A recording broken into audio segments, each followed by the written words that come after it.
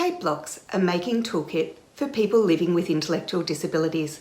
I'm Kirsten Ellis and my co-authors were Emily Deo, Osian Smith, Stephen Lindsay and Patrick Olivier. We want to encourage curiosity and exploration for everyone, especially people with intellectual disabilities. The Maker movement has an established agenda for simplifying and expanding traditional methods and audiences for electronic knowledge and the making process. There are making kits that have been researched, but accessibility continues to be an issue. TapeBlocks are a low-cost, low-fidelity toolkit intended to be accessible for people with an intellectual disability, while promoting creativity and engagement. TapeBlocks are 3.5cm by 7cm EVA foam blocks, wrapped with conductive tape. To make a power block, conductive tape is wrapped around the block and a battery carrier is inserted on top of the tape. To make a light block, the LED is placed on the block and the tape is wrapped over the component and the block. Using this method, it is possible to make LED blocks, vibration blocks, fan blocks and buzzer blocks. Our paper documents the evaluation of TapeBlocks using a two-phase mixed method approach. We wanted to understand the role of TapeBlocks in engaging people living with intellectual disabilities in making activities. The first phase focused on understanding makers and special education professionals' perspectives on TapeBlocks and how they can be integrated into their practice. In the second phase, we conducted 4 remote maker workshops with young adults living with intellectual disabilities. They were between the ages of 19 and 29. These workshops were led by the teachers and support coaches who took part in phase 1. Each workshop was 2 hours.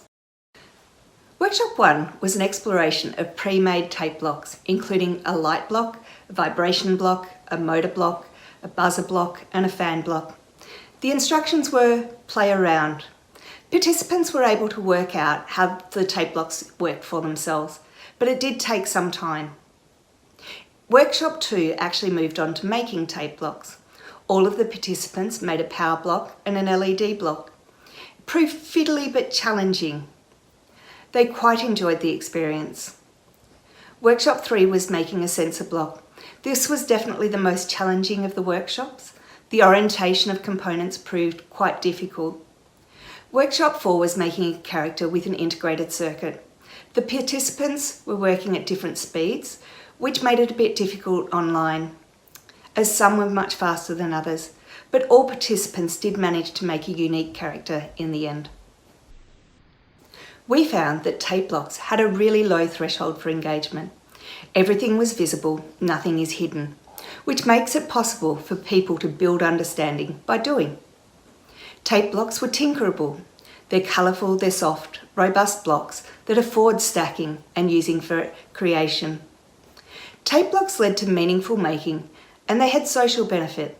They encouraged language use and there was a real focus on praising and overcoming obstacles rather than outcomes of the sessions, which was really powerful. Due to COVID-19, we had to change the maker workshops to an online delivery format. We found that we could not offer as much support remotely compared to traditional in-person workshops, as we could not physically help participants complete an activity. Our help was limited to words and webcam demonstrations. This led to a much slower working pace. However, participants were able to work more independently and therefore expressed greater satisfaction in doing so.